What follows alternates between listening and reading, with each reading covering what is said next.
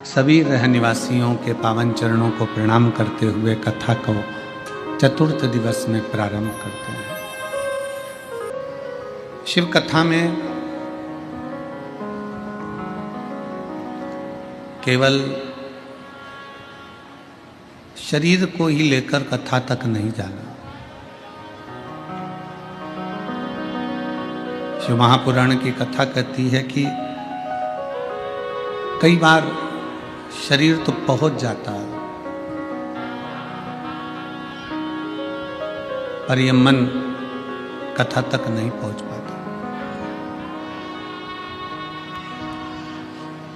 कल कथा में कहा था कि निंदक, नकली और नास्तिक ये मेरे भगवान शंकर को प्रिय नहीं है।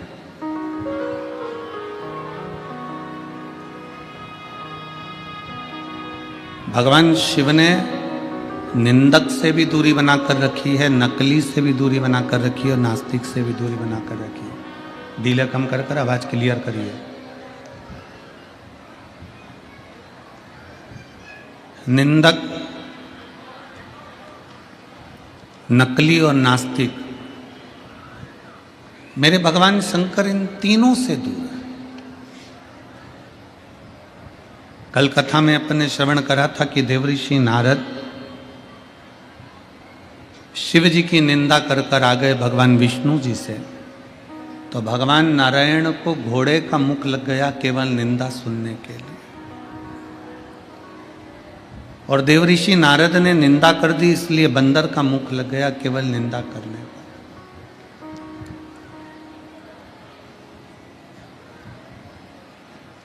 पहले आप और हम निर्णय कर लें कि हमारा शरीर मिला क्यों। व्यर्थ की चीजों को अपने भीतर उतारने के लिए, व्यर्थ की बातों को अपने अंदर उतारने के लिए,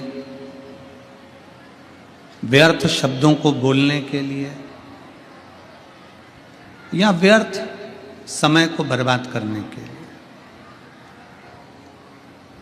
शिव महापुराण की कथा कहती है कि बड़ी मुश्किल से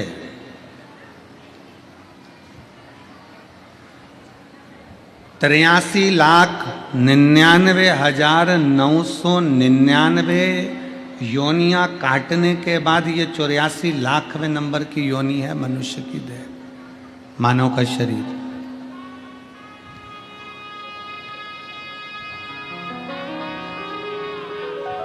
तिरासी लाख 99,999 योनियां कट चुकी हैं।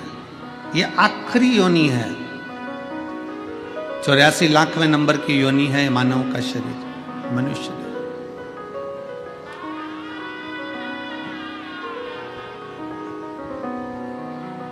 और उसमें भी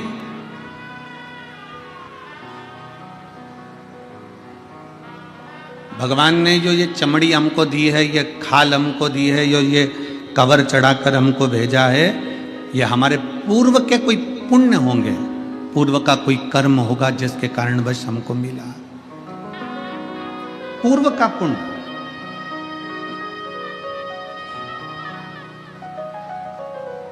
कोई अच्छा काम करा होगा तो काशी में जन्म मिल गया, कोई अच्छा काम करा होगा, कोई अच्छा कर्म करा होगा तो गंगा जी का जल स्नान को मिल गया, पान को मिल गया।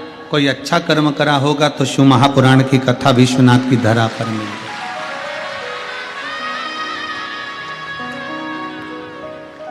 कोई कर्म हमारी जिंदगी का पूर्व में अच्छा हो गया होगा जो आप और हम सब इस माँ गंगा की गोद में बैठकर कथा सुन रहे हैं। पूर्व का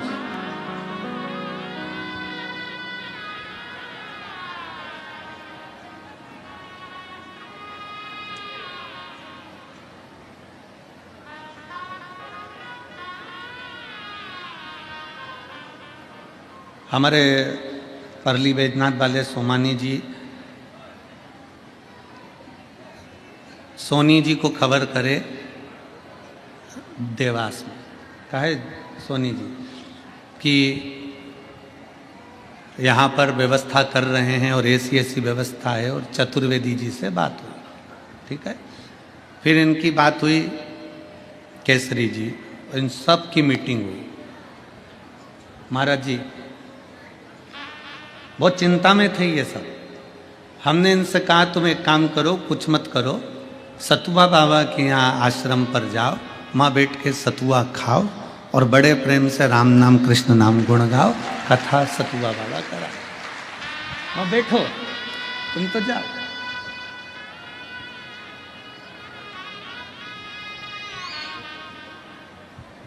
इतने में सोनी जी बोले वो बाबा जी हैं। हमने कहा आज की सत्ता बाबा की है।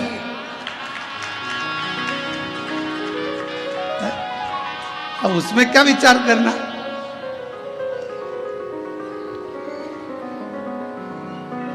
आप जाओ, विनय करो कि साहब यह कथा है और बिटले सेवा समिति की 12 ज्योतिर्लिंग की कथा में तीसरी कथा चल रही है। पहली उज्जैनी हुई, दूसरी ओमकारेश्वर, तीसरी कथा समिति के द्वारा काशी विश्वनाथ की धरा पर हुई। ये 12 ज्योतिर्लिंग का नियम चल रहा है कि महीने में 1 साल के अंदर 2 कथा कैसे भी ज्योतिर्लिंगों में हो जाए, जिससे जल्दी से जल्दी 12 ज्योतिर्लिंग पूर्ण हो कथा के।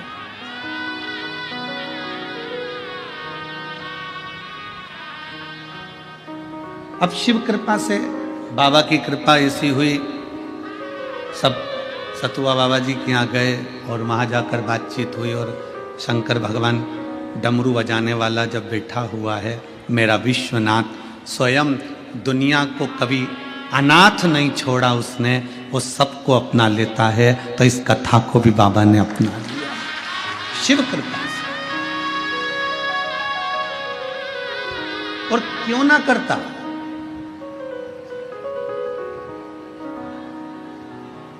तमिलनाडु में एक शिव जी का मंदिर है कुंभकोणम में, वहां से 3 किलोमीटर की दूरी पर महाराज जी ऐरावतेश्वर महादेव।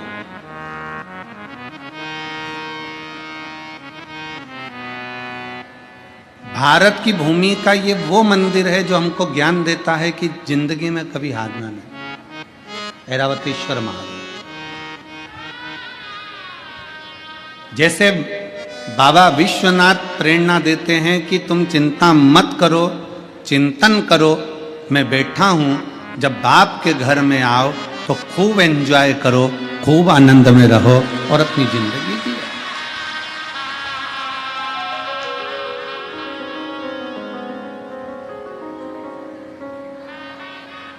अपने पिता के घर में आए हो ना तो टेंशन लेकर नहीं जीना।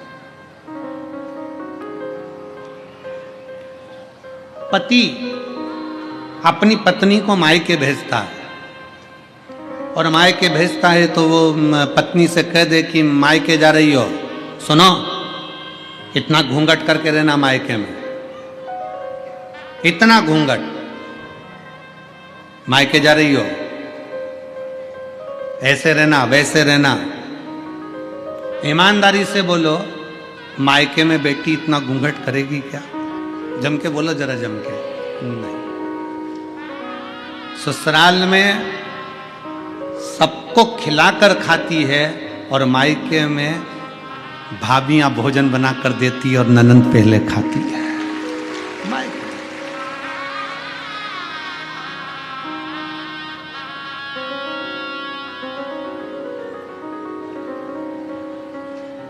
आज तक महाराज जी किसी कथा में हम भी नहीं नाचे, कभी नहीं नाचे, पर आपने गंगा जी की गोद में जब नौका विहार कराया ठाकुर जी को, कल्लू जी को और विश्वनाथ जी की नगरी, हमको भी तुमने नचा दिया। कभी ना नाचा।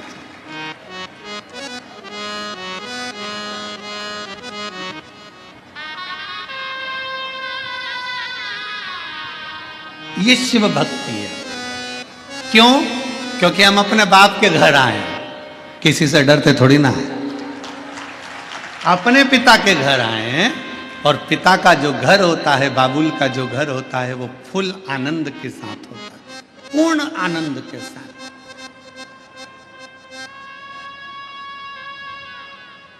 अभी जाते जाते हमने गंगा जी के घाट पर मणिकर्णिका पे देखा, दो मुर्दे, दो अर्थियां बंदी बंदाई रखी थी। एक गंगा जी के जल से कोई स्नान वगैरह करा रहे थे, दो एक्स्ट्रा रखी हुई थी। बढ़िया कपड़े वपड़े ओढ़ के अर्थियां पड़ी हैं और मुर्दे आराम से सो रहे हैं। हमारे मन में आया, हमने तुरंत आशीष को बुलाकर इशारा कर कर कहा, देखो कितने बाप के घर में कितने चैन से सो रहा है, कितने चैन से। इतनी चैन की नींद कहीं नहीं आ सकती। गंगा जी का किनारा, ठंडी हवा चल रही, पानी से गंगा मैया से स्नान कर कर आए, बैठे अलमस्त होकर, मेला ठेला थोड़ा सा घुमा और अपनी अलमस्ती में बैठ गए, आनंद किया, पाया, बैठे, श्रवण किया।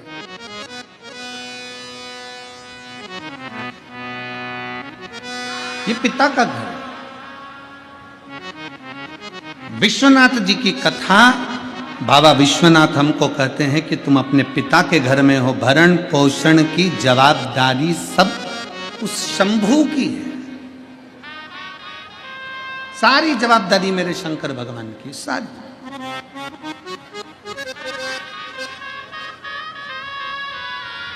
कितना सुंदर कहा है, माता के गर्भ में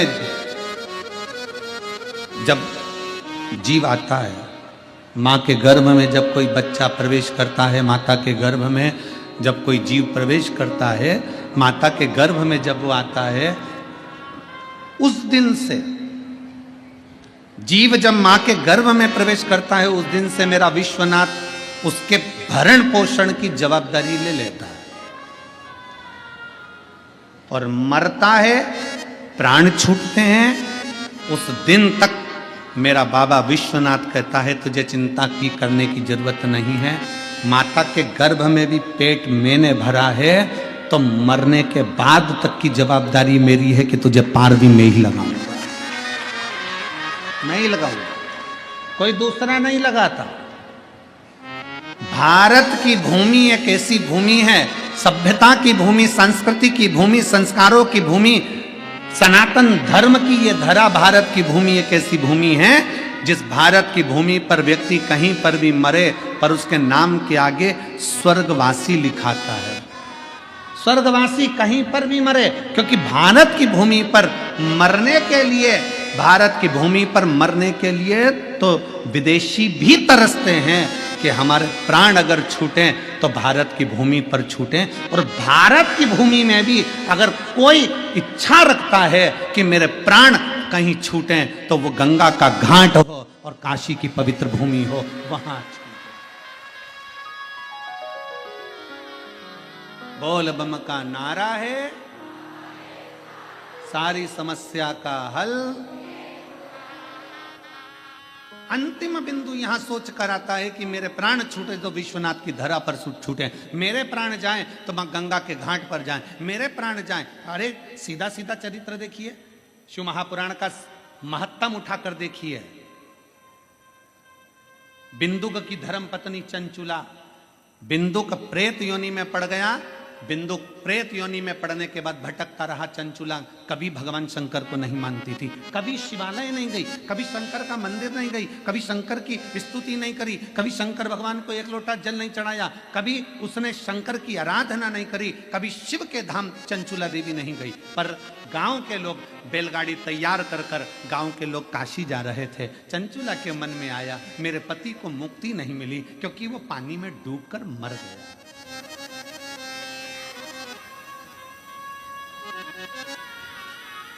पानी में मरा हुआ, सर्प के डसे से मरा हुआ और स्त्री के हाथ से मरा हुआ मुक्त नहीं होता, मुक्त नहीं,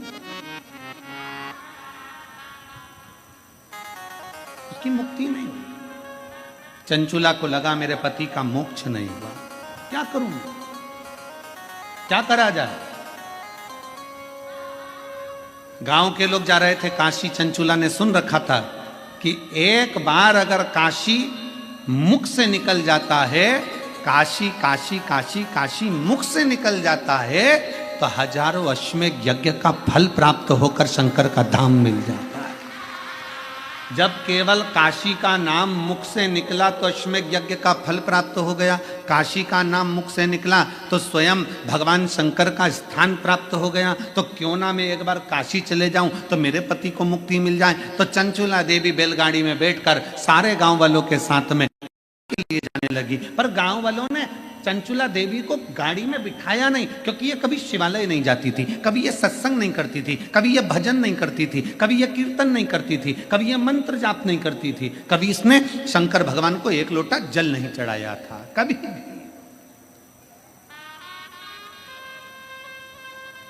पर आपको कल की कथा में कहा था 25 किलो मिर्ची में 4-5 मिर्ची सड़ी निकल जाए, एडजस्ट करिए।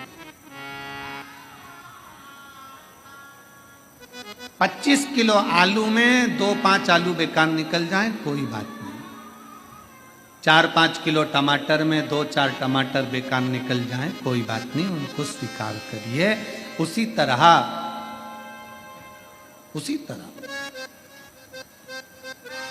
गांव के लोगों ने चंचुला देवी को स्वीकार नहीं करा चंचुला देवी। चंचुला ने विचार करा, मैं कभी काशी तो गई नहीं हूं, कभी मैं काशी गई नहीं। एक काम करती हूं, मैं काशी, ये गाड़ी जो जा रही है ना, इसके पीछे पीछे चल सकती हूं, इसके पीछे पीछे चल।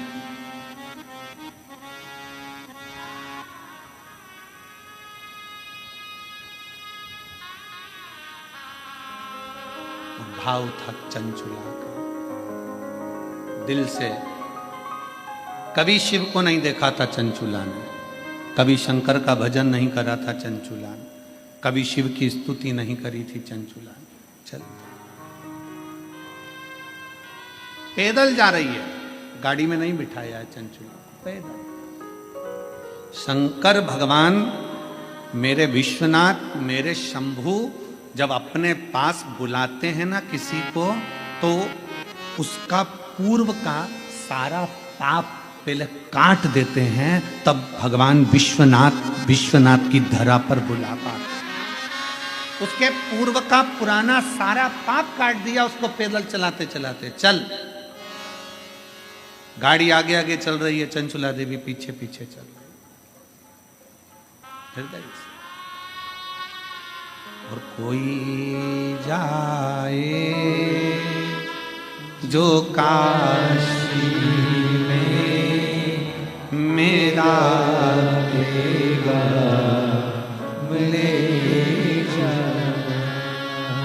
कोई जाए जो काशी में, साउंड सेट नहीं है बिल्कुल,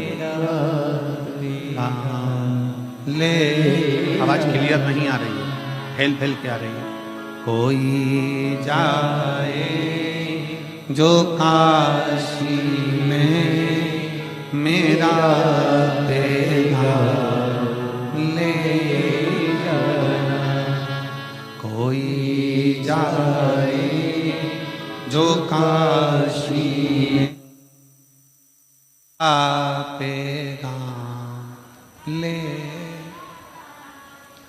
ये कहना का शिवाले से तुम्हारी आती है, ये कहना का शिवाले से तुम्हारी। सारे बक्से बंद हैं, सारे बक्से बंद हो गए अंदर के। ये कहना का शिवाले से तुम्हारी याद आती है, मैं खुद तो आ नहीं सकता, मेरा तेरा ले जाना, मैं खुद तो आ नहीं सकता, मेरा तेरा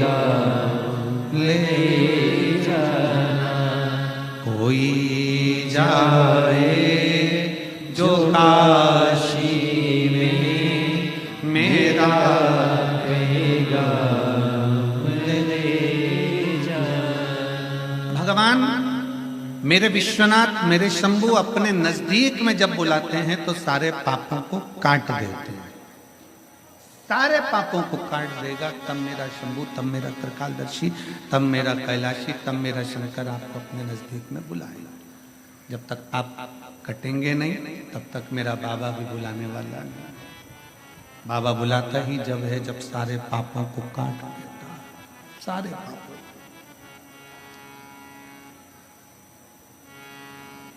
काशी से जाने के बाद घर पे जाके बड़े खुश होना कि मुझे विश्वनाथ जी ने दर्शन दिया। कब दिया? जब मेरी जिंदगी के सारे पाप कट गए तब दर्शन।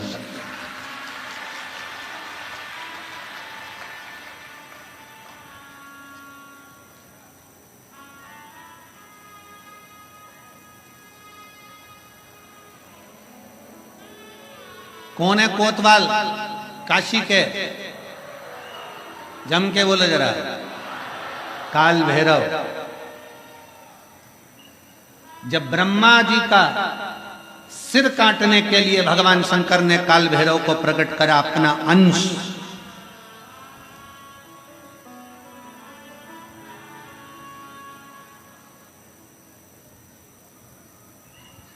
चौसठ योगिनियां नृत्य कर रही थी।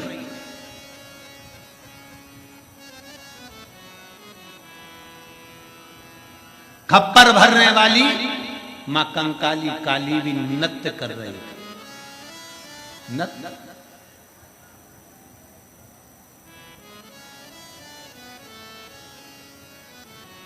जिस समय पर काल भैरव प्रकट हुए 64 योगिनियां नृत्य कर रही हैं, मां कंकाली काली भी नृत्य कर रही है। देवियां सब प्रसन्न है, देवता स्तुप्त हैं। और शंकर भगवान मंद मंद मुस्कुराते हुए काल भैरव को प्रकट करते हुए कहते हैं, काल भैरव। काल भैरव पूछता है, मेरे को प्रकट करने का कारण क्या है? क्यों प्रकट किया? किस लिए? किस लिए? आज भैरव अष्टमी की सबको बहुत बहुत बधाई हो। बाबा की बहुत कृपा सब कर गई। मुझे प्रकट क्यों करा? किस लिए प्रकट किया?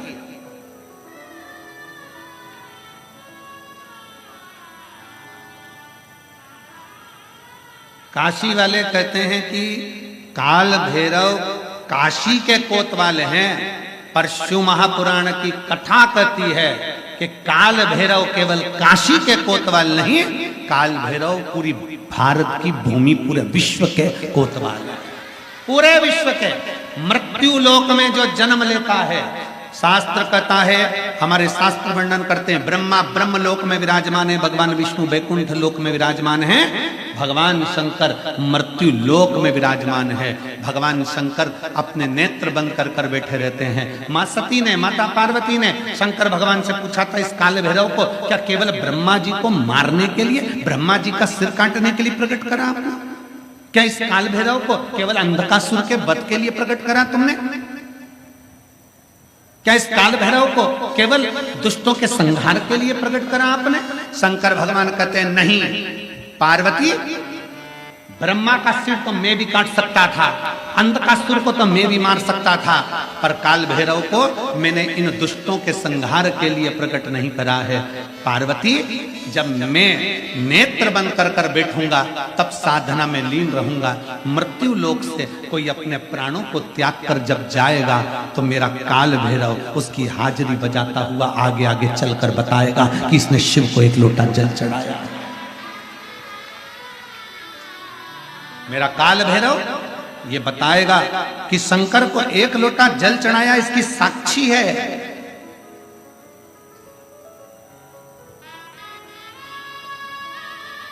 इसकी साक्षी है।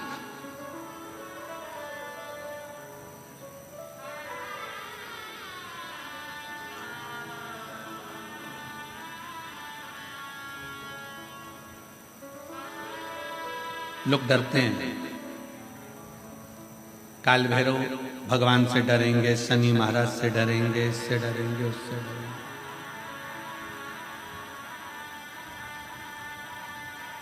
महाराज जी डरने के प्रसंग में याद आया कि एक पति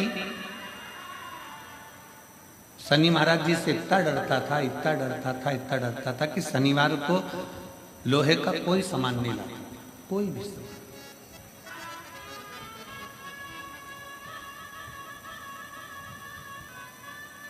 पत्नी पड़ गई बीमार, शनिवार का दिन, डॉक्टर ने कहा ये सुई लेके आओ।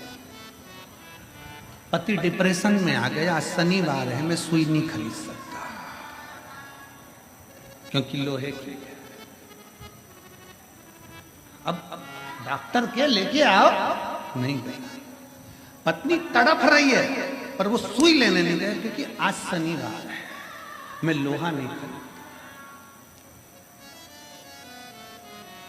कौन सा शास्त्र कहता है, कौन सा वेद कहता है, कौन सा पुराण कहता है कि हमारे देवता, शिव पुराण में स्पष्ट किया गया 33 कोटि देवी देवताओं का एक एक क्रम उठाकर देखिए, कोई भी देवी देवता आपको कभी दंड नहीं देता। देवी देवता तो आपको गले से लगाकर आशीर्वाद प्रदान करता है, कोई दंड नहीं। भय उत्पन्न कर दिया, आज के जमाने में भय उत्पन्न कर दिया।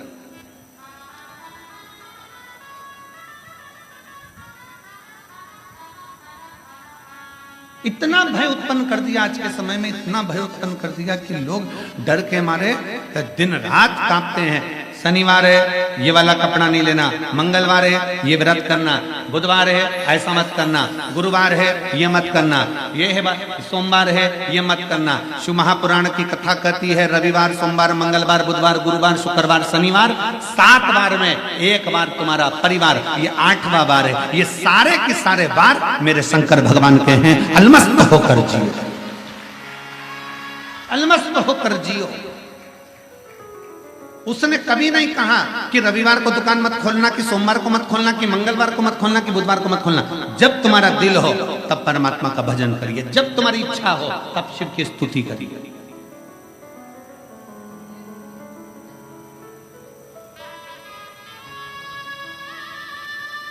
रामकृष्ण परमहंस जी से स्वामी विवेकानंद जी ने पूछ लिया था, गुरुदेव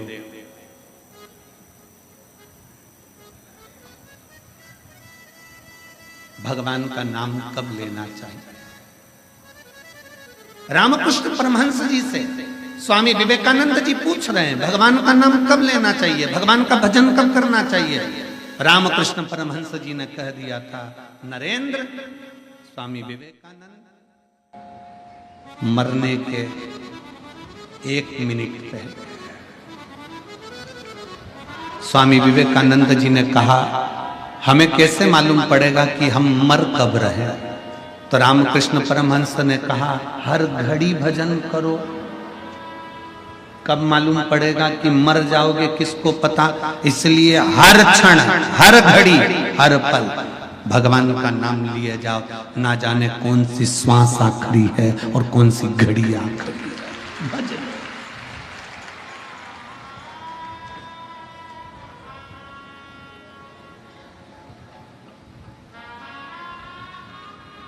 कौन सी घड़ी आखिरी है, कौन सी श्वास आखिरी है, कौन सा पल आखिरी है, ये किसको मालूम है? किस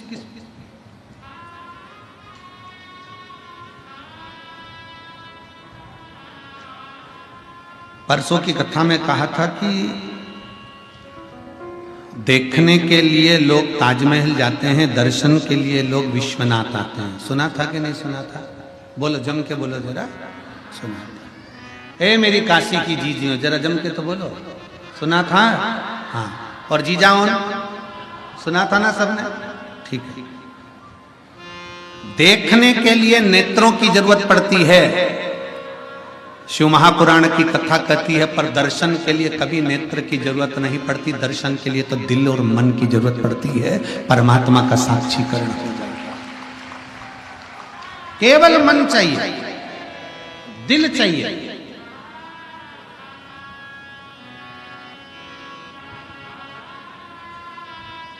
कपड़े देखना है ना तो नेत्र चाहिए, श्रृंगार देखना है तो नेत्र चाहिए, टीवी देखना है तो नेत्र चाहिए, पर यदि दर्शन करना है तो थोड़ी देर नेत्र बंद कर कर बैठ गए ना, अपने घर पर भी जितने लोग आस्था चैनल पर कथा सुन रहे हैं, जितने फेसबुक यूट्यूब पर कथा सुन रहे हैं, तुम्हारा मन कर जाए कि मुझे विश्वनाथ का दर्शन करना है और तुम यहां तक नहीं भी पहुंचे ना, बस नेत्र बंद करके कथा को सुनते सुनते इस दिल से, इस मन से थोड़ी देर विचार करना कि मैं काशी के रेलवे स्टेशन पर उतर गई हूँ और ऑटो में बैठकर मैं बाबा विश्वनाथ की पवित्र भूमि पर पहुंचकर कॉरिडोर में से प्रवेश कर कर मेरे विश्वनाथ का दर्शन करने के लिए अंदर पहुंच गई हूँ और मेरे विश्वनाथ को मैं एक लोटा जल चढ़ा रही हूँ। ये दिल वहां तक पहुंच जाएगा और शिव उसको स्वीकार करेगा।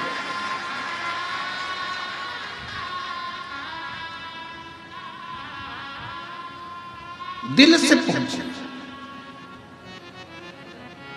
विश्वनाथ, बाबा विश्वनाथ कहते हैं कि मैं बैठा हूं, तू अनाथ नहीं है। तमिलनाडु का ऐरावतेश्वर शिव मंदिर कह रहा है, भगवान शंकर का मंदिर कह रहा है कि जिंदगी में कभी हारना नहीं है। भगवान शंकर का शिवालय कहता है, ये भगवान शंकर का मंदिर कहता है।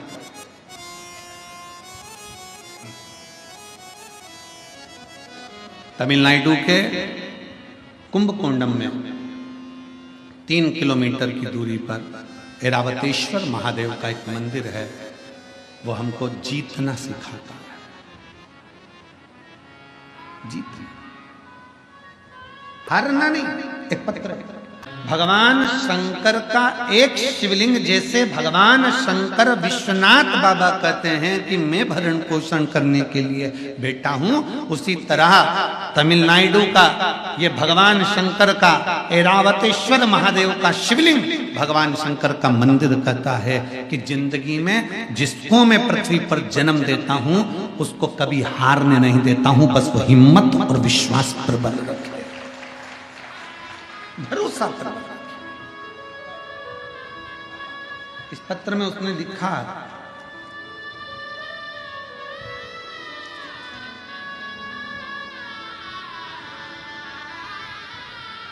बेटी कहती थी, मम्मी क्या मेरे स्कूल की सारी लड़कियों जैसी मैं वापिस हो जाऊंगी? हम हमारी बेटी से कहते थे तू टीवी पर कथा सुनती है ना बाबा की, वो बोलते हैं ना सारी समस्या का हल एक लोटा जल, और बाबा ने लाज रखी, शिव लाज, एक विश्वास, एक भरोसा। हम शंकर के प्रति दृढ़ करें। हम भटकते हैं, किसी ने कह दिया कि ऐसा करना है वहां चले जाओ, थोड़े दिन हमने शिव जी पर जल चढ़ाया, थोड़े दिन हमने भगवान शंकर पर जल अर्पित करा, थोड़े दिन हमने भगवान शिव पर जल समर्पित करा, और जल चढ़ाते चढ़ाते चढ़ाते चढ़ाते थोड़े थोड़े दिन बाद हमें खुद के दौरे उठने लगते हैं। अरे मन में भगवान हमारी नहीं सुन रहा, फिर इधर चले गए उधर चले गए, डोलते फिरे सारी दुनिया में डोले, आखिरी में फिर शरणागति शिव की ही पाए हो। इसलिए निवेदन है, कहीं नहीं जाना, सारी समस्या का हल एक लोटा जल। अपन एक लोटा जल महादेव को समर्पित कर रहे हैं, महादेव को जल चढ़ाना मतलब अपना हाथ शंकर को पकड़ा। दीदी कह रही हैं पूरा फेस, पूरा शरीर सफेद हो गया था, इलाज करवा करवा कर थक गए थे पर आराम नहीं मिला, पर एक लोटा जल सारी समस्या का हल शिव संभाल लिया।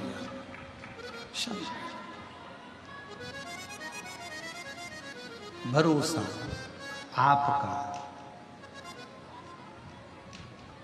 जितने विश्वास के साथ आप शिव को जल समर्पित करते हो, शिव उसको स्वीकार करता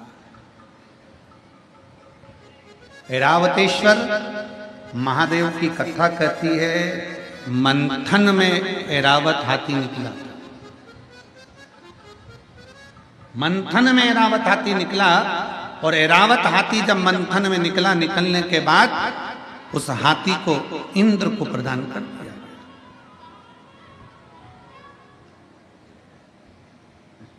इंद्र ऐरावत हाथी को लिया। एक बार सची देवी को थोड़ा सा क्रोध आ गया।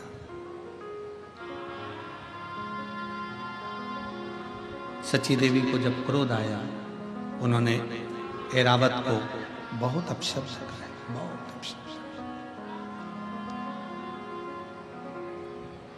यहां तक ऐरावत हाथी पर सची देवी ने अपशब्दों के बाणों पर बाण चला दिए। इतना क्रोध ऐरावत हाथी को आ गया कि अब मैं करूं क्या।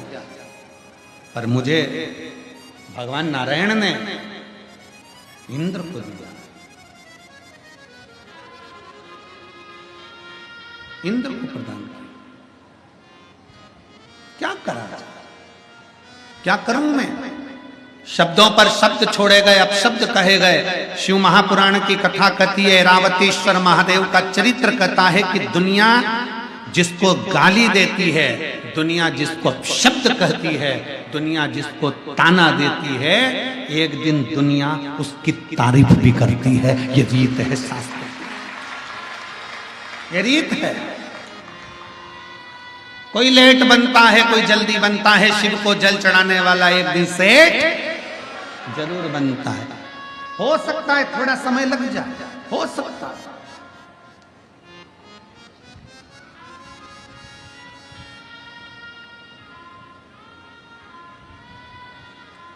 एक पत्र कल था, कल की कथा में एक पत्र था। अगर वो माँ यहाँ बैठी हो तो उठकर खड़ी हो सकती है। उसने पत्र में लिखा था, मेरा बेटा जन्म लिया, जन्म लेने के बाद मेरे बेटे ने चलना प्रारंभ नहीं किया। मेरा बेटा ना हाथ हिलाता, ना पांव हिलाता, ना बोल पाता, ना सुन पाता। निपट डॉक्टर को दिखाया, उस बेटे का फोटो भी उन्होंने लगाया।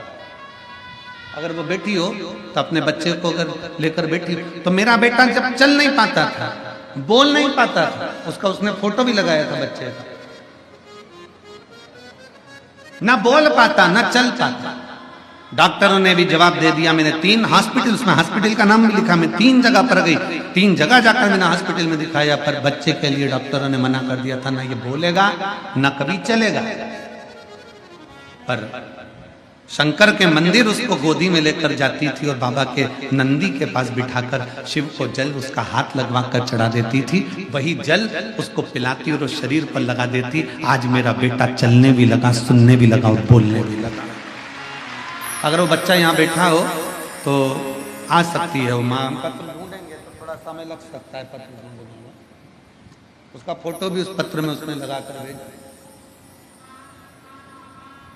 शिव तत्व की प्राप्ति अगर बैठी हो माँ तो उस बच्चे को ला सकती है, बेलपत्र ले जा सकती है।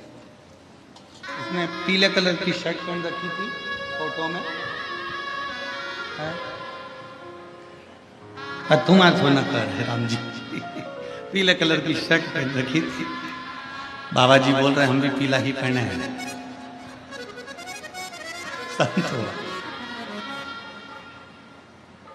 संत बाबा होगा तो भाव ही रहता है। पूरी कथा को मस्ती में सुनते हैं, आनंद के। हर हर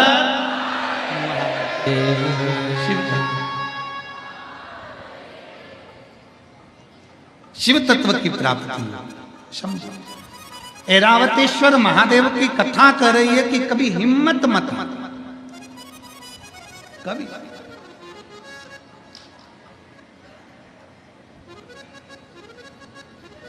हाथी जब इंद्र को मिल गया और इंद्र ने सम्मान नहीं करा ऐरावत हाथी का, आखिरी में देवताओं को लगने लगा ये तो अपशब्द ऐरावत हाथी को जहां माता लक्ष्मी अपना भाई कह रही है, ऐरावत हाथी को जहां भगवान नारायण सम्मान दे रहे हैं, उस ऐरावत हाथी को इंद्रदेव और इंद्रदेव की धर्म पत्नी माता सची जानवर कहकर पुकार रही, पशु कहकर पुकार, पशु अपशब्द कहकर। और पशु कहकर जब पुकारा, ऐरावत हाथी को ठीक नहीं लगा। ऐरावत हाथी भगवान नारायण के पास आए, स्वामी मेरा अपमान किया जा रहा, अपशब्द कहे।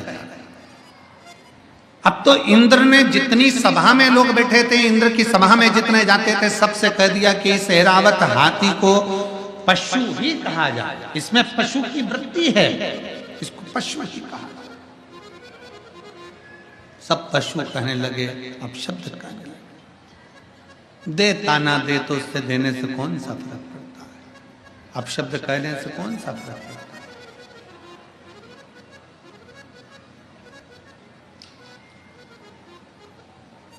परम पूज्य राम कथा के रसिक संत शिरोमणि श्री मोरारी बापू जी कहते हैं अपनी भाषा में, महाराज मोरारी बापू जी कहते हैं अपनी भाषा में, परम पूज्य मोरारी बापू जी अपनी भाषा में कहते हैं कि जब कोई निंदा करे, जब कोई अपशब्द कहे, जब कोई ताना दे, जब कोई गाली दे, तो भगवान के मंदिर में जाकर एक दिया अलग से लगाया करो कि अब तुम उन्नति की सीढ़ी पे चढ़ना प्रारंभ हो गए। अब तुम उन्नति की सीढ़ी पर चढ़ना प्रारंभ हो गए हो, मतलब तुम्हारी निंदा प्रारंभ हो गई। निंदा उसी की होती है जो आगे बढ़ता है, जो पड़ा हुआ है, जो किसी काम का नहीं, उसकी क्या निंदा होगी।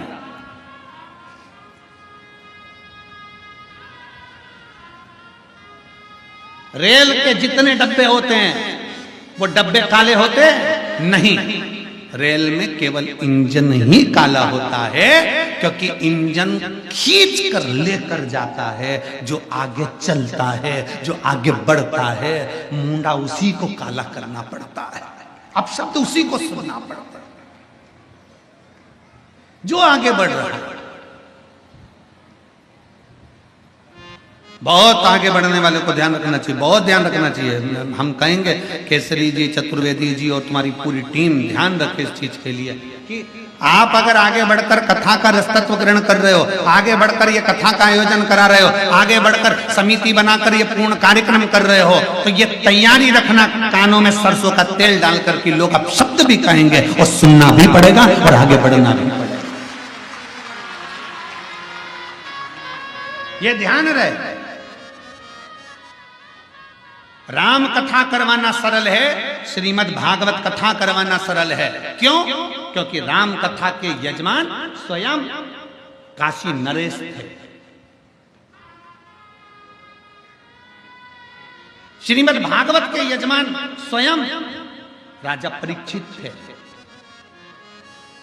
विष्णु पुराण, मत्स्य पुराण, नर्मदा पुराण, जितनी पुराण हैं सारी पुराण के यजमानों के नाम है, पर शिव महापुराण का यजमान कोई नहीं बन पाया।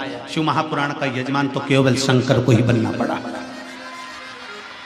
शंकर भगवान शिव महापुराण के यजमान बने, ईश्वर जी और गोरा जी बनकर। माता पार्वती जी 16 दिन तैयार हुई हैं शिव महापुराण के यजमान बनने के लिए। इसलिए आज भी नारियों में 16 श्रृंगार होते हैं। भगवान शंकर 16 दिन तैयार हुए हैं शिव महापुराण के यजमान बनने के लिए, इसलिए सनातन धर्म में 16 संस्कार होते हैं।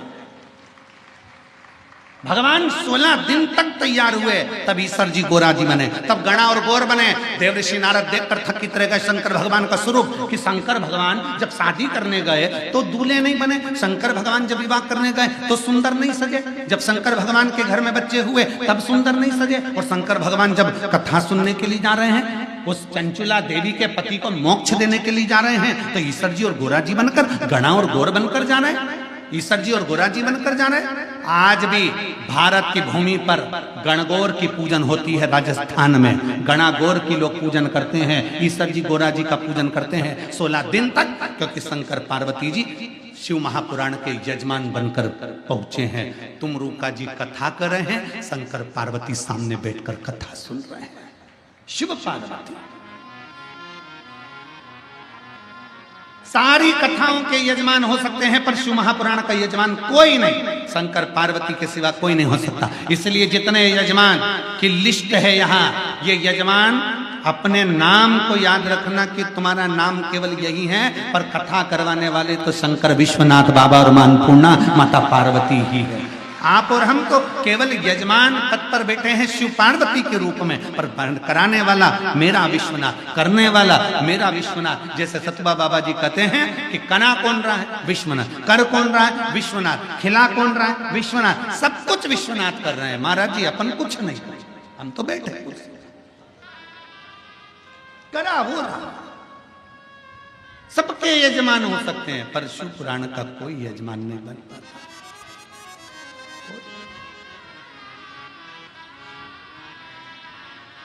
बहुत कठिन है विश्व।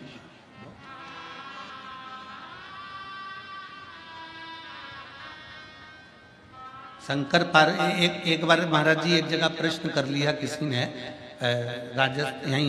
राजस्थान में कोटा में कथा थी, वहाँ के विधायक महोदय शर्मा जी ने कथा कराई थी। अब तो वो विधानसभा अध्यक्ष हैं राजस्थान के। उन्होंने उनकी धर्मपत्नी ने प्रश्न किया कि गुरुदेव, शंकर पार्वती जी ईश्वर जी और गोरा जी बनकर गणा और गोर बनकर कथा में गए थे, अपने असली स्वरूप में शंकर पार्वती के रूप में कथा सुनने क्यों नहीं बैठे? हमने उनसे कहा, जी अगर गले में सांप डालकर कानों में बिच्छू पहनकर शंकर जी बैठ जाते कथा सुनने के लिए, तो कथा कहने वाला कथा नहीं कर पाता, कथा नहीं कर पाता। इनमें कई माताएं ऐसी बैठी हैं जो हमसे कई बार कहती हैं, गुरुजी हमें शंकर जी का दर्शन कब होगा? हमने कहा नी हो तो अच्छा, नी हो तो अच्छा।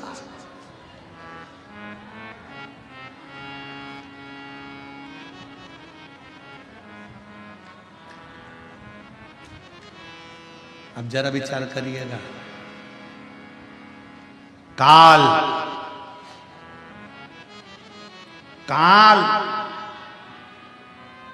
को देखकर अंत समय में लोग पलंग पर गंदगी कर देते हैं।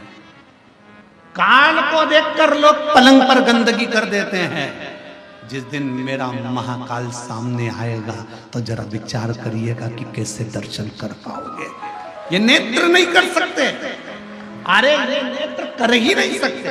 इन नेत्रों की सामर्थ्यता ही नहीं है कि शिव का दर्शन कर ले।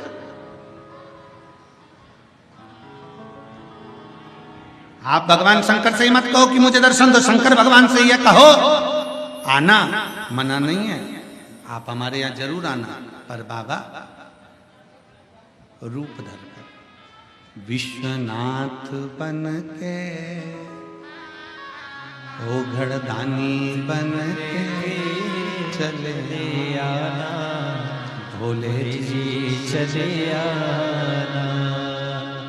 आओ मना नहीं, पर रूप रखा, रूप रखा। आपका असली स्वरूप हमारे सामने हो जाएगा ना बाबा।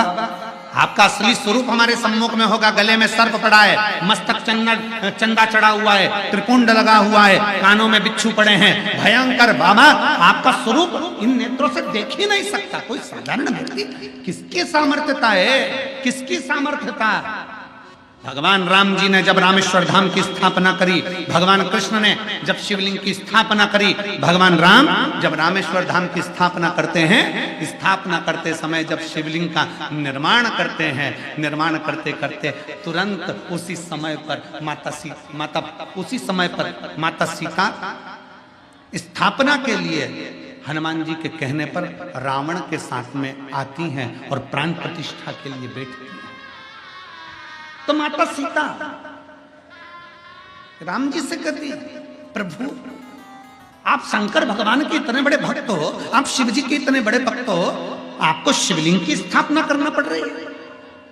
प्रभु आप शंकर भगवान को कहते तो शंकर भगवान आ जाते, आपने शिवलिंग की स्थापना क्यों करी है? सती सीता माता पूछ रही हैं। प्रभु आप कहते तो भोलेनाथ जी आ जाते, माता पार्वती के साथ आ जाते, परंतु आपने ये शिवलिंग की स्थापना क्यों करी? तब माता सीता के शब्द सुनकर भगवान राम कहते हैं कि मैं जानता हूं, मैं बुलाता मेरे भोले बाबा आ जाते, पर मैं तो आज दर्शन कर लेता, भोले बाबा चले भी जाते, पर संसार के लोगों के लिए ये शिवलिंग इसलिए स्थापना कर रहा हूँ कि संसार के मनुष्य अपनी इन नग्न नेत्रों से शंकर जी को नहीं देख सकते, पर इन नेत्रों से शंकर के शिवलिंग का अगर दर्शन कर लेंगे तो उनको शंकर का ही दर्शन का पुण्य फल प्राप्त हो जाए। कई लोग कहते हैं विश्वनाथ की धरा मेरे भोले बाबा की धरा है, तो भोलेनाथ यहाँ विराजते क्यों नहीं है? शिव महापुराण की कथा कहती है संसार का मनुष्य अपने नेत्रों से शिव का दर्शन नहीं कर सकता। उसको दर्शन करने के लिए कौटि कौटि ना जाने कितने कितने जन्म लेना पड़ेंगे, और जन्म लेने के बाद भी शंकर का दर्शन नहीं कर सकता, क्योंकि वो शिव को पहचान नहीं सकता। इसलिए भगवान शंकर एक लिंग के स्वरूप में विराजमान रहते हैं। ये 12 ज्योतिर्लिंग क्यों कहते हैं? ज्योतिर्लिंग का मतलब है कि वहां ज्योति है, वहां बल है, वहां अग्नि है। वहां का केवल दर्शन मात्र ही जीव के पापों को नष्ट कर देता है।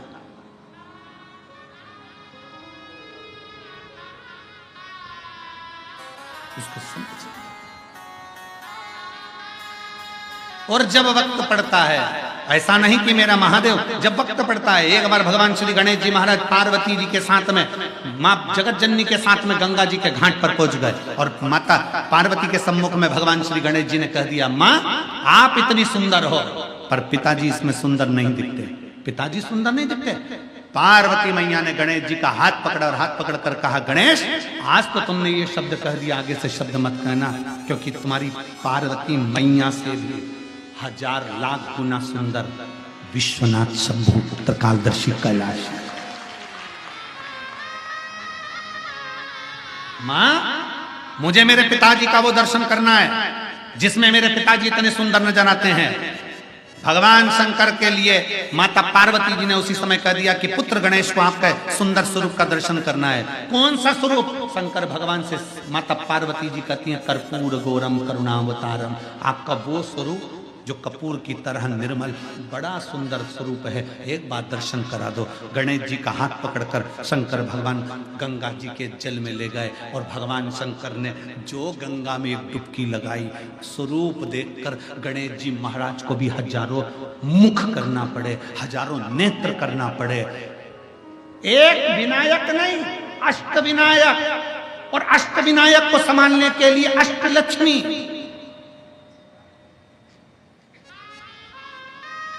और केवल अष्टलक्ष्मी नहीं, अष्ट सिद्धि, नवनिधि, सब कुछ एकत्रित हो गए। तो भी शंकर के स्वरूप को देखकर श्री गणेश जी महाराज स्तुत हो गए। हाथ जोड़कर अपने पिताजी से कहा, मुझे ये स्वरूप अब मत दिखाओ, आपसे हाथ जोड़ता हूं, आप मेरी मैया से ज्यादा सुंदर हो, अब मुझे नहीं दर्शन करना, आपको प्रणाम करता हूं।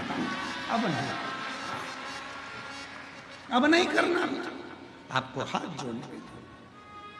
मैं मेरी मैया से ज्यादा सुंदर किसी को नहीं देख सकता, पर आप तो मेरी मैया से भी ज्यादा सुंदर।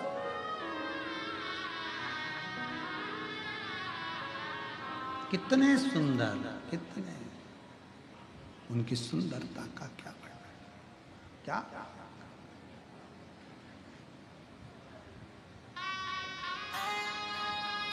उसकी महाराज शंकर भगवान की सुंदरता का क्या वर्णन करो, क्या। महाराज शिव तत्व कहता है, शंकर भगवान की कथा कहती है। दुनिया के लोग कहते हैं ब्यूटी पार्लर जाओ सुंदर दिखोगे। शिव महापुराण की कथा में आज हम तुमसे कह रहे हैं, शंकर जी के मंदिर में एक लोटा जल चढ़ाना प्रारंभ करो, ब्यूटी पार्लर जाने की जरूरत नहीं पड़ेगी, आप स्वयं सुंदर दिखो।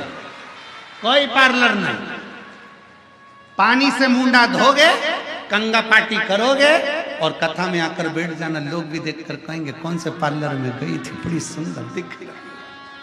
और तुम कई कई बुजुर्ग माताओं को देखना जो शंकर जी के मंदिर में एक लोटा जल चढ़ाती है ना, ओल्ड इज गोल्ड। कई कई बूढ़ी माताओं को देखना, इतनी सुंदर दिखेगी, ऐसा लगे, कई बार तो बहुओं का भी दिल जल जाता है। बता बुढ़ी हो के, मम्मी तुमने नई साड़ी पहनी? नहीं, मेरी तो पुरानी। करवा चौथ में बहू इतनी तैयार हो रही और बूढ़ी मैया कुछ तैयार नहीं हो रही, अंदर गई, मुंडा धोया, बाल कंगा करा और आ गई पूजन करने के लिए। और देखा छठ की पूजन में, देखो छठ की पूजन में बहू इतना तैयार हो, और सास को देखो वो ठेकुआ बनाने में लगी, और बनाया तो बनाया, और साथ में बूढ़ी माँ बस जो आई तैयार होकर। तो बहुएं भी कहती हैं हमारी सास इतनी सुंदर दिख रही है, ये चमक ये दमक फुल वन में महक, सब कुछ सरकार तुम ही से है, सब कुछ सुंदरता उसने दे, वो देता है, कुछ नहीं चाहिए।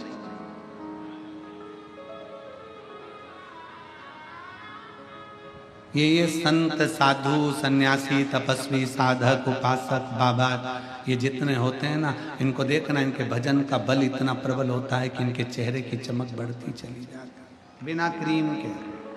और फिर निवेदन है, क्रीम की चमक 2-4 साल की होती है और अच्छे कर्म की चमक मरते दम तक होती है। मरते ऐरावतेश्वर महादेव की कथा कर रही है। ऐरावत हाथी हार गया, अंत में विचार करा, भगवान नारायण के पास पहुंचा, प्रभु मुझे अपशब्द कहे जा रहे हैं, मुझे ताने दिए जा रहे हैं, मुझे गाली दी जा रही है, मुझे आड़ा टेढ़ा कहा जा रहा है, क्यों डरता है, क्यों चिंता करता है, क्या चिंता करता है, क्यों सोच। अब सौंप दिया इस जीवन का सब भार तुम्हारे हाथों में, हे जीत तुम्हारे हाथों में, हे हार तुम्हारे हाथों में। भगवान नारायण ने कहा ऐरावत हाथी से बस इतना याद रख, तू भजन कर, मना नहीं, स्मरण कर, कोई ताना दे, गाली दे, अपशब्द कहे, कहने दे, पर अपने भीतर अहम मत आने दे।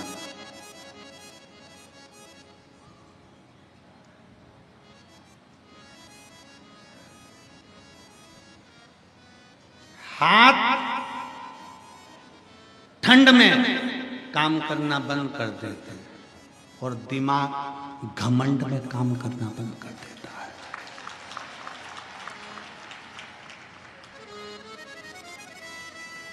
हाथ ठंड में काम नहीं करते और दिमाग, जम के बोलो जरा, घमंड में काम नहीं करता। इसलिए मेरे नारायण भगवान ऐरावत हाथी से कहते हैं कि जिंदगी में तुझे ये घमंड ना आना चाहिए कि तू समुद्र से प्रकट हुआ है, तेरे पास सारी सिद्धियां हैं, तेरे पास सारा बल है, तेरे पास सारा वैभव है, तू उसी वैभव के बल पर तो कहीं विवाद नहीं कर रहा। ठंड में हाथ काम नहीं करते और घमंड में दिमाग काम नहीं करते। जब व्यक्ति को घमंड आ जाता है, अहंकार आ जाता है, बहुत बहुत अभिमान, बहुत।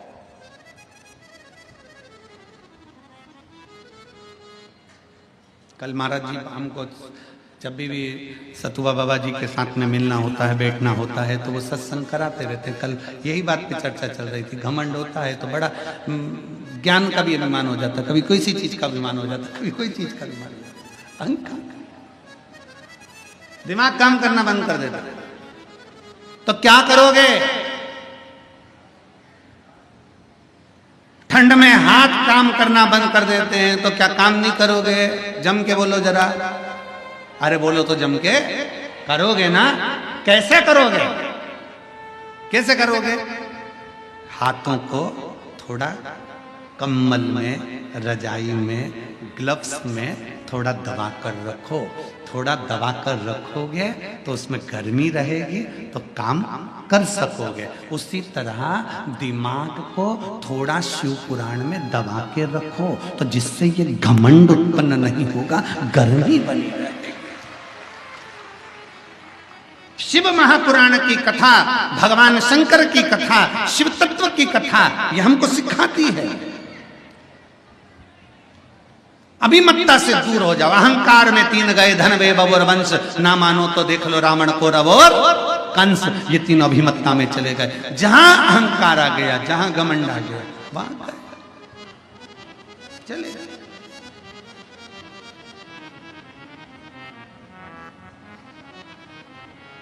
छोड़ दो ये अभिमत्ता को, त्याग, अहंकार का त्याग। और जिस दिन एक पत्र, मैं और मेरे पति बाबा की कथा सुनने के लिए काशी नगरी आए हैं गुरुदेव। मेरा नाम सोनी सिंह है, मेरे पति का नाम शिव शंकर सिंह है। मैं शेरघाटी जिला गया बिहार की रहने वाली हूँ। शिव तत्व की प्राप्ति, शिव हारने नहीं देते। जब हम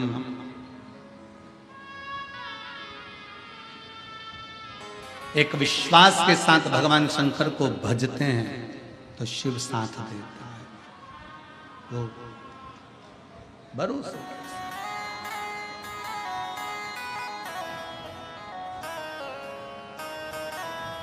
भगवान शंकर की अविरल भक्ति को जब हम धारण करते हैं तो शिव तत्व हमारे भीतर प्रवेश करता है।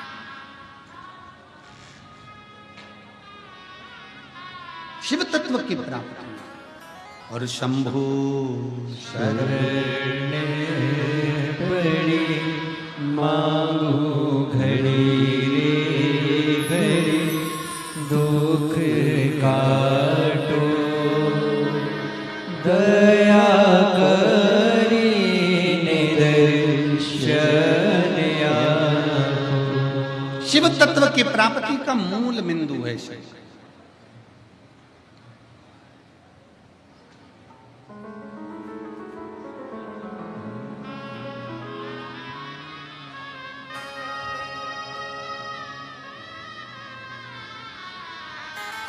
ऐरावतेश्वर, ऐरावत को भगवान नारायण ने ज्ञान उपदेश दे दिया।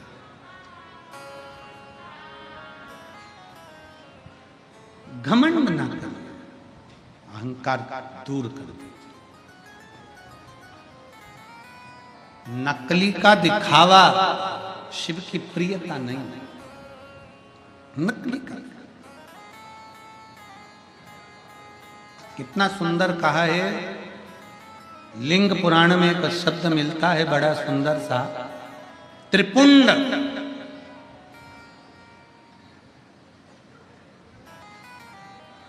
किसके लिए आप महादेव को धारण कराते? बोलो, उत्तर बोलो जल्दी से। आप में से कितनी माताएं, कितने भाई हैं जो शंकर के शिवलिंग पर त्रिपुंड लगाते हैं? उठाओ जरा हाथ, उठाओ। उठा लिया सब तक। किसके लिए लगाते हो? विश्वनाथ की कथा सुन रहे, बड़े सावधानी से बोलिए।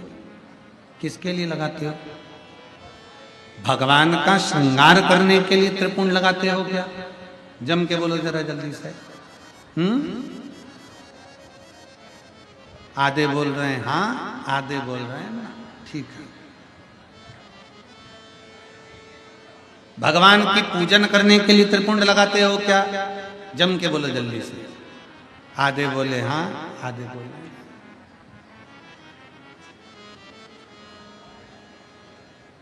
त्रिपुंड किसके लिए लगाया जाता है? लिंग पुराण की कथा कहती है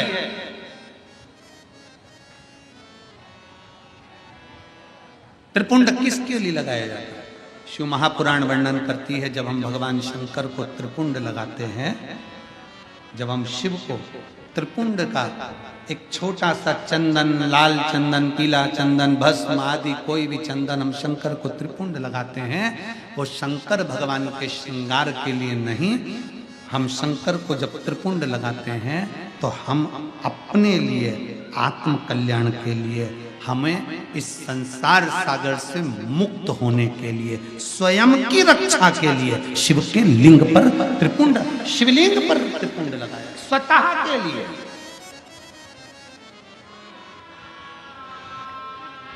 अब एक त्रिपुंड हो गया शिवलिंग का, किसके लिए लगाया?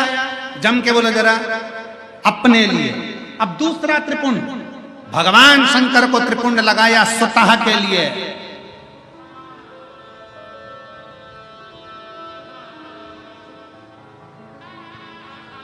लिंगायत शिव संप्रदाय, काशी में भी लिंगायत शिव संप्रदाय का बहुत बड़ा मठ बना हुआ है महाराज जी। लिंगायत शिव संप्रदाय में कहा गया शंकर भगवान का त्रिपुंड लगाया वो अपने लिए है, पर अपने मस्तक पर जब कोई स्त्री, पुरुष, कोई बच्चा, कोई बेटी, कोई बूढ़ा, कोई जवान जब अपने मस्तक पर त्रिपुंड लगाता है तब वो शिव के लिए होता है, वो शंकर। श्वास शिव है, जब श्वास निकल गई तब शव है। इसलिए शिव महापुराण की कथा कहती है श्वास चले तब तक त्रिपुंड भी धारण करना चाहिए। त्रिपुंड जो त्रिपुंड तुमने लगाया मस्तक पर वो मेरे शंकर को लग गया, क्योंकि कंकर कंकर में शंकर है। उसी तरह पूरे तलातल रसातल में, इस संसार सागर में, इस भूमि पर, मृत्यु लोक में जितने मनुष्य निवास करते हैं, इस भूमंडल पर जितने जीव निवास करते हैं, वो सारे जीवों में शंकर समाया हुआ है। हम लगाए, हमने हमारे शिव को लगा लिया। शिव को लगाया गया त्रिपुंड हमारे कल्याण के लिए, और हमारे मस्तक पर लगाया गया त्रिपुंड हमारे शिव की प्राप्ति का केंद्र बिंदु है। ऐरावत, तुम भगवान की स्तुति करो। ये सब मुझे पशु कह रहे हैं, जानवर कह रहे हैं, अपशब्द कह रहे हैं, इनके लिए मैं क्या करूं? अभी आपको कहा कि परम पूज्य मुरारी बापू जी अपने शब्द में कहते हैं कि जितनी निंदा, जितना अपशब्द सुनने को मिले, समझ लेना कि आप उन्नति की ओर बढ़ गए। ऐरावत के पास में सारी सिद्धियां थी, ऐरावत के पास में सारा बल था, सारी सिद्धियां थी, निकल कर जा रहा था। क्रोध आ गया इंद्र को, क्रोध। इंद्र ने श्राप दे दिया ऐरावत हाथी को।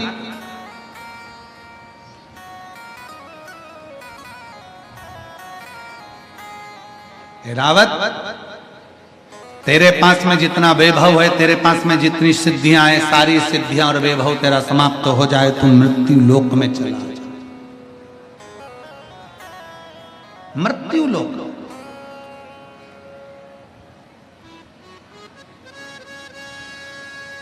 ऐरावत मृत्यु लोक में आया,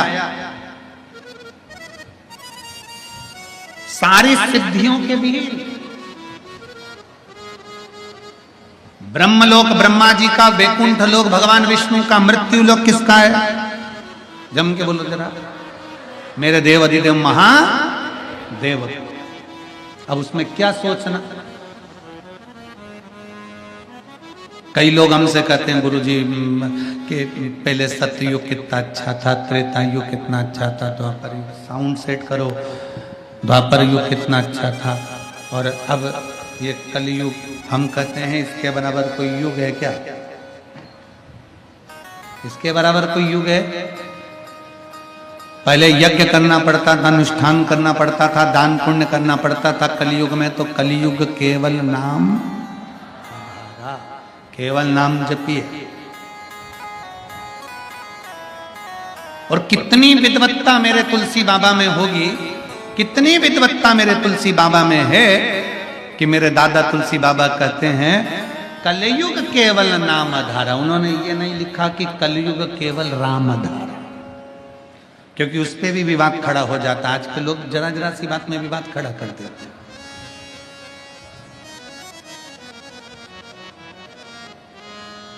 दुनिया में बहुत लोग हैं, कोई संतुष्टि है, कोई नहीं संतुष्ट है। होते कई लोगों को, कई ऐसे भी हैं जिनको संतुष्टि नहीं मिलेगी। तुलसी बाबा ने अपनी सुंदर रामचरितमानस के अंतर्गत लिख दिया कलयुग केवल, जम के बोलो जरा, कलयुग केवल नाम धारा। राम नहीं लिखा, क्योंकि उनको मालूम था कलयुग आएगा, सारे अलग अलग पंथ में बढ़ जाएंगे। कोई शंकर को भजेगा, कोई राम को भजेगा, कोई कृष्ण को भजेगा, कोई दुर्गा को भजेगा, कोई दत्त को भजेगा, कोई किसी को भजेगा, कोई किसी को भजेगा। इसलिए तुलसी बाबा ने लिख दिया, मेरे तुलसी बाबा लिख देते हैं कि कलयुग केवल नाम आधारा। तुम्हारी मर्जी पड़े उसको भजो, पर भजो तो उसी से पार उतर जाओ। तुम्हारा मन पड़े उसकी भक्ति करो, तुम्हारा मन पड़े वो भजो। तुलसी बाबा कहते हैं तुम्हारा दिल कर जाए वो भजना प्रारंभ कर दो, नाम जप करो, नाम जप।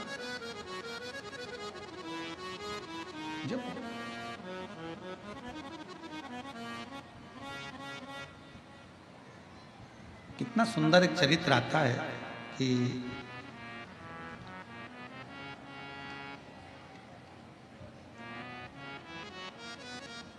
तुलसी बाबा जी की कुटिया में 3-4 चोर घुस गए। अब एक तो संत की कुटिया में चोर घुस जाए,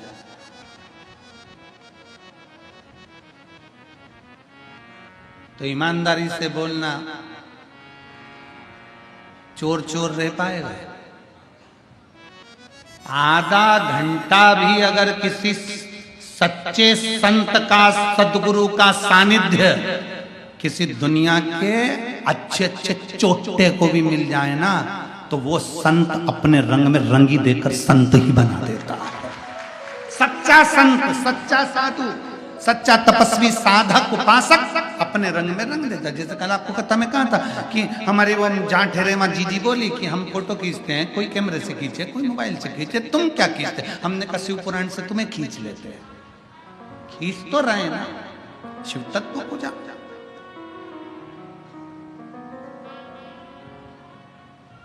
चार चोर चोरी करने के लिए गए बाबा के। अब चोरी का धन उनके पास में बहुत सारा था, उनको चोरी तो करना नहीं थी। सरयू जी में पानी बहुत सारा था, अब करे तो करे क्या? उन्होंने कहा, तुलसी बाबा के पास में पहुंचे और उनसे कहा, तुम नदी के तट पर रहते हो, तुम्हें तैरना आता होगा। तुलसी बाबा बोले, नहीं मुझे तैरना नहीं आता। तुम्हें तैरना नहीं आता? नहीं मुझे तैरना। तुम्हें तैरना नहीं आता, तुम नदी के तट पर रहते हो। बाबा बोले, तैरना तो आता है, पर बात इतनी सी है कि सरयू मैया उफान पर पड़ी हुई है, मैं बूढ़ा आदमी, मैं कहाँ तैरूंगा? तुम बताओ ईमानदारी से। नहीं, तुम्हें तैरना आता है, हमारे पास चोरी का सामान है, हम चोटते, ये सामान लेकर जाना है हमको उस पार, चलो छोड़ के आओ। तुलसी बाबा के मैं तुम्हारे हाथ जोड़ूं, मुझे बुढ़ापे में कहाँ ठंडे पानी में डाल दो, कहाँ ठंडे पानी में।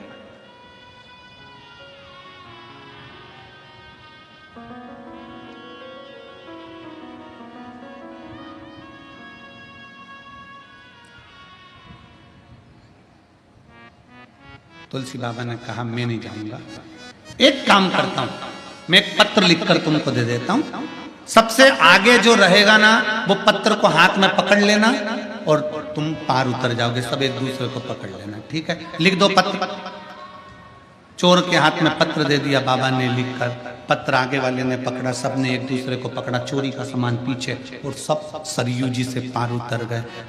दूसरा चोर बोला, रे आखिर ये बुढ़े बाबा ने पत्र में ऐसा लिखा क्या था कि ना हाथ हिलाया ना पांव हिलाया और अपन सरयू जी के पार उतर गए? जरा पढ़ तो जरा। जो पत्र खोला तो पत्र में लिखा था राम। क्या लिखा था? पत्र में लिखा था राम। चोरों ने विचार करा, बूढ़े ने अपन को बेवकूफ बना दिया। वापिस उनने पत्र पकड़ा, सबने हाथ पकड़े, वापिस तुलसी बाबा के पास पहुंच गए। ओ बाबा, ऐसा राम तो हम भी लिख लेते और हम भी पार हो जाते, इसमें कौन सा बड़ा बात है?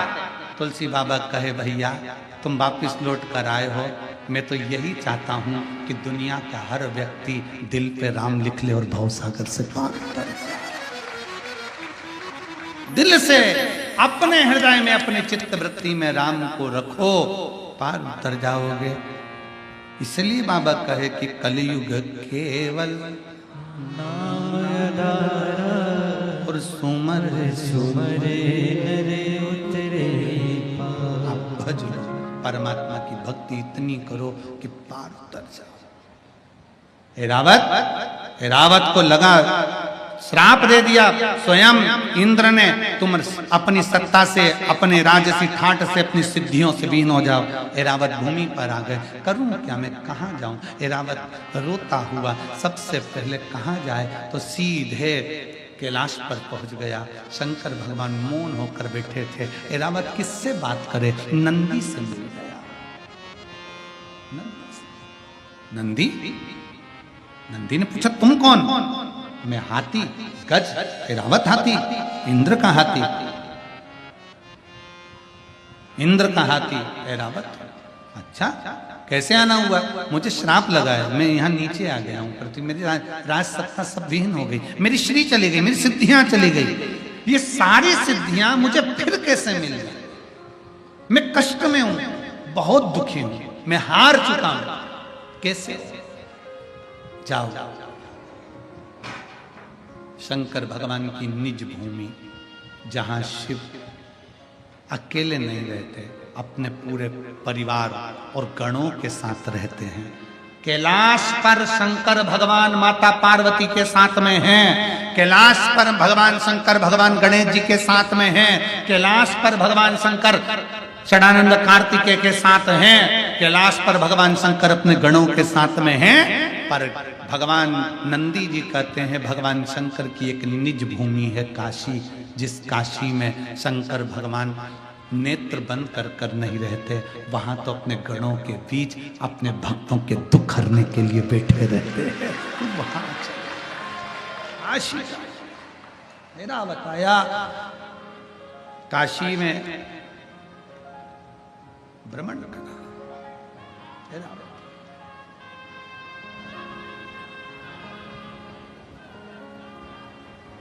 7 कोस के गोवर्धन बाबा,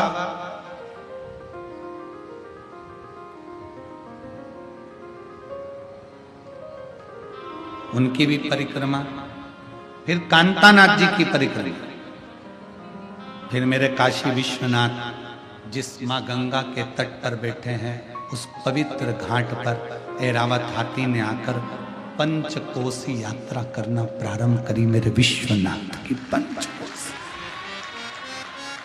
विश्वनाथ परिक्रमा करा ऐरावत। भगवान शंकर का कोई एक सिद्ध आनंदमय भक्त नंदी फिर प्राप्त हो गया, दौड़ता हुआ गया। नंदी से पूछा मैं कहाँ जाऊं? नंदी ने कहा तुझे कहीं जाने की जरूरत नहीं है, किसी एकांत में अपनी सूंड से रेत को तैयार कर कर एक शिवलिंग का निर्माण कर और उस पर केवल जल समर्पित कर, मेरा भोले बाबा तुझे दर्शन देने आएगा। उसी समय हाथी चला गया। ऐरावत हाथी तमिलनाडु की उस पवित्र भूमि पर पहुंच गया जहां पर रेत से शिवलिंग बनाकर जल समर्पित करता। बाबा इतने प्रसन्न हो गए कि मेरे शंकर वहां प्रकट होकर कहते हैं ऐरावत मांग तुझे क्या चाहिए? ऐरावत कहता है मैं हार चुका हूं, हार चुका हूं, मैं नष्ट हो चुका हूं, मेरे पास कुछ नहीं है। शंकर भगवान ने कहा मुझ पर जल चढ़ाने वाला कभी नष्ट नहीं होता, कभी खाली नहीं होता, तू क्यों चिंता करता है ऐरावत? जा, वापिस सारी सिद्धियां तुझे प्राप्त होगी। अब तुझे पशु नहीं, कोई जानवर नहीं, स्वयं इंद्र भी तेरी पूजन करेगा, पांडव तेरी पूजन करेंगे, दुनिया के सारे संसार में जन्म लेने वाला मनुष्य तेरी पूजन करेगा। तुझे महालक्ष्मी अष्टमी के दिन ऐरावत हाथी तेरी पूजन देवता और नीचे पृथ्वी पर रहने वाला मनुष्य भी करेगा। ऐरावत हाथी की पूजन होने लगी। हाथी ने हाथ जोड़कर निवेदन करा आपकी कृपा मुझ पर हुई है, आप यहीं पर विराजमान हो जाओ। शंकर भगवान कहते हैं ऐरावत तेरे द्वारा बनाए गए इस शिवलिंग में मैं निज निवास करूंगा, निज निवास करूंगा, और तूने जो गर्जना करी अपनी सूंड से, इस मंदिर की झनकार तेरी सूंड से रहे। इसलिए ऐरावतेश्वर महादेव मंदिर में 7 सीढ़ियां हैं महाराज जी।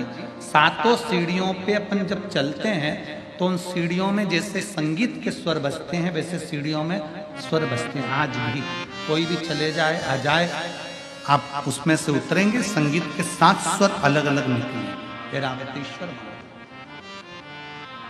शिव शंकर भगवान कहते हैं हारो नहीं, हारना नहीं, जीवन में हारना नहीं है। ये ऐरावतेश्वर महादेव की कथा कर रहे हैं।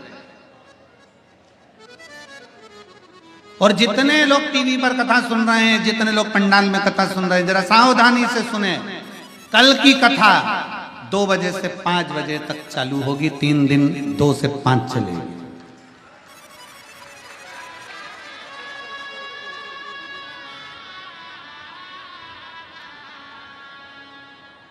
कल से जितनी कथा बची, कितना दिन की बची? 3 दिन की कथा बची ना।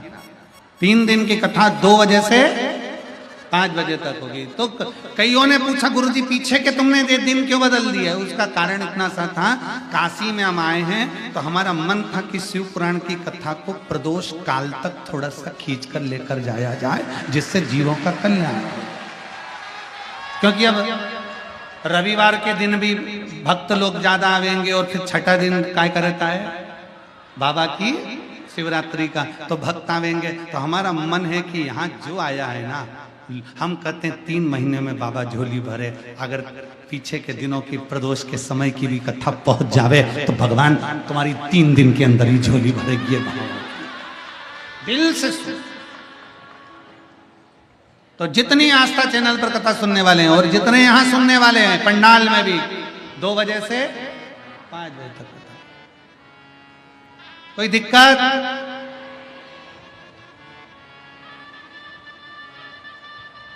हम तो बाबा के से चलते हैं, बस उसके आश्रित होकर चलना है। ऐरावतेश्वर महादेव की कथा कहती है, अरे ऐरावत हारना नहीं। शिव कहते हैं जिस पवित्र स्थान का दर्शन करे, ऐरावतेश्वर महादेव का दर्शन करे, उसको कभी हार ना मिले, कभी विजय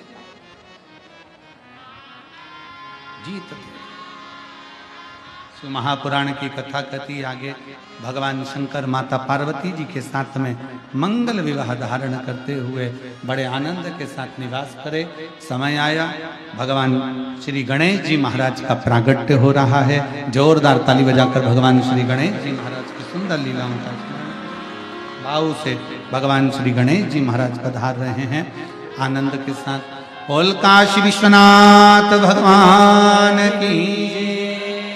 आप सबसे एक निवेदन है, ध्यान दें, अपनी चेन अंगूठी मोबाइल पर्स का ध्यान रखें। जब जाएं पुल पे से तो धीरे धीरे जाएं।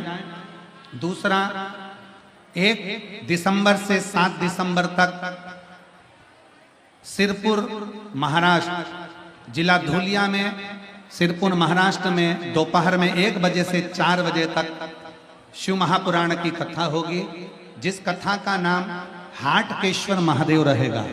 कथा का नाम हाटकेश्वर महादेव शिव महापुराण की कथा रहेगी। बड़े भाव से आप और हम 1 बजे से 4 बजे तक श्रवण करेंगे। कथा श्रवण करने वालों से निवेदन है, जिनको हार्ट की प्रॉब्लम हो, शरीर की नाड़ियों से प्रॉब्लम हो या बच्चेदानी आदि में जो गांठें होती हैं उसका स्मरण रहे, तो हाटकेश्वर महादेव की कथा 1 बजे से 4 बजे तक 1 दिसंबर से 7 दिसंबर तक अवश्य श्रवण करें। और 16 दिसंबर से मेरठ उत्तर प्रदेश में 16 दिसंबर से 22 दिसंबर तक शिव महापुराण की कथा रहेगी। बड़े भाव से आप और हम श्रवण करेंगे। आज चतुर्थ दिवस की कथा यहाँ विराम ले रही है। कल 5वें दिन में अपन प्रवेश करेंगे। हार